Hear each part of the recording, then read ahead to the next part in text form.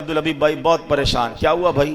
بڑی دعاؤں سے شادی کی، شادی کے بعد گھر میں جھگڑے اتنے، ماں کو بیوی پسند نہیں، بیوی کو ماں پسند نہیں، ماں کو سمجھاؤ تو بیوی ناراض، بیوی کو سمجھاؤ تو ماں ناراض. میں تو پریشان ہو گیا شادی کر کے، میں ختم کر رہا ہوں، طلاق دے رہا ہوں. تو میں نارملی نوجوانوں کو جو سمجھاتا ہوں آج لائیو سمجھا دیتا ہوں، شاید کسی کا گھر بچ جائے.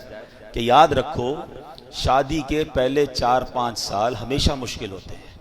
فیصلے میں جلدی مت کرنا. جن کی شادی کو 25-30 سال ہو گئے نا ان سے پوچھو، ان کی شادی کے بھی پہلے 5 سال ایسے ہی گزرے تھے.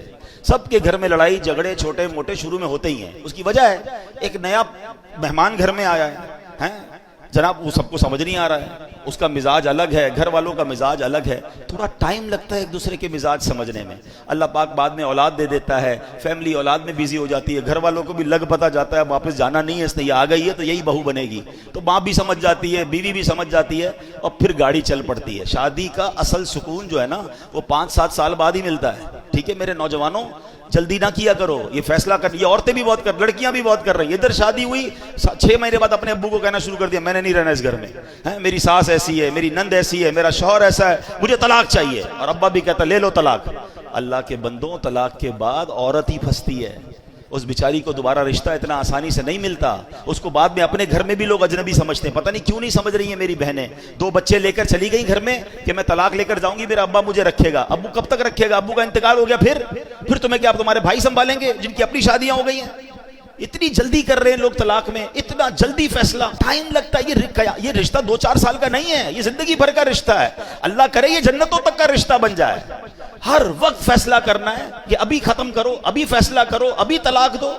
یہ مرد، اللہ کا بہت بڑا احسان ہے کہ یہ طلاق کا حق مرد کے ہاتھ میں ہے. اگر یہ عورت کے ہاتھ میں ہوتا نا تو ہر دوسرے بندے کی طلاق ہو چکی ہوتی. ان کا تو کام ہی ہے فیصلہ کرنا. تو میری بہنوں سے بھی گزارش اور میری بھائیوں سے بھی گزارش کہ جن کی شادی، اور میری ماں باپ سے بھی گزارش. یہ ماں باپ بھی شے دیتے ہیں، فکر نہیں کرو طلاق لے کر آ جاؤ میں رکھ لوں گا.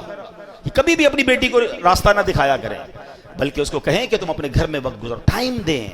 کچھ وقت لگتا ہے، اللہ کی رحمت سے انڈرسٹینڈنگ بھی ہو جائے گی اور اگلی زندگی بڑی خوشگوار اور پیار والی گزرے گی. اور مجھے آ کر کہا کئی لوگوں نے کہ آپ نے مشورہ دیا، میں تو طلاق کا فیصلہ کر چکا تھا، مگر اب الحمدللہ کچھ عرصے بعد میری فیملی میں سب میں انڈرسٹینڈنگ ہو گئی، میں بہت خوشی والی لائف گزار رہا ہوں. یہ قرآن کہتا ہے کہ تمہارے لیے ہو سکتا ہے کوئی اور بھلائی رکھی ہو.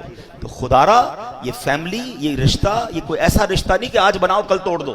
اس کو چلائیں، اس کو وقت دیں. اللہ نے آگے بھلائی رکھی ہوگی، اللہ نے آگے خیر رکھی ہوگی.